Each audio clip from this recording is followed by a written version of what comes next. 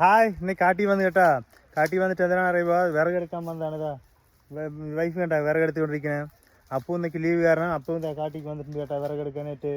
ഇനി ഒരു അതിശയമായിട്ട് നിനക്കൊന്നും കാണിച്ചു തരാം. അപ്പു മരം കയറി കണ്ടാ.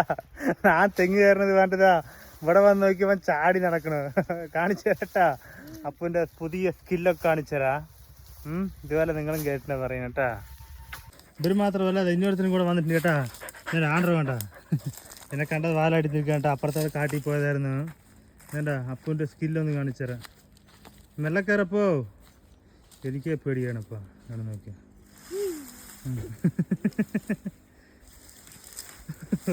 അവൻ ചാടിക്കയറി.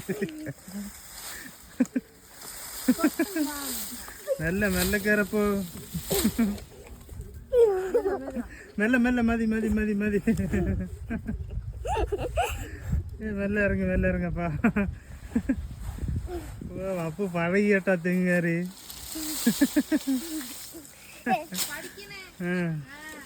അപ്പു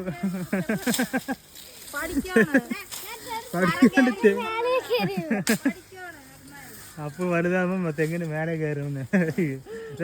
അച്ഛന്റെ തോന്നി വരണടാ, നീ വേറെ നോക്ക്. പിന്നെ അടുത്ത പരിപാടി എന്താണ് അറിയുമ്പോ, ഞാൻ വിറകെടുക്കാൻ വന്നിരിക്കാം കേട്ടാ. ഇനിയുള്ള കാലങ്ങൾ എല്ലാവർക്കും വിറകാണ് ആവശ്യമുള്ളത് കേട്ടാ. എന്താണ് അറിയുമ്പോ, ഗ്യാസേ കിട്ടാനില്ല കേട്ടാ. എന്തെങ്കിലും ബുക്ക് ചെയ്താൽ ബുക്ക് ചെയ്യാൻ പറ്റുന്നില്ല. നിങ്ങൾ ഇതുപോലെ വിറകൊക്കെ കടത്താൻ പോകണ്ട പറയണം. അതാണ് നഗരം. എല്ലാവരും വിറക് കടത്തിക്കൊണ്ടിരിക്കുകയാണ്.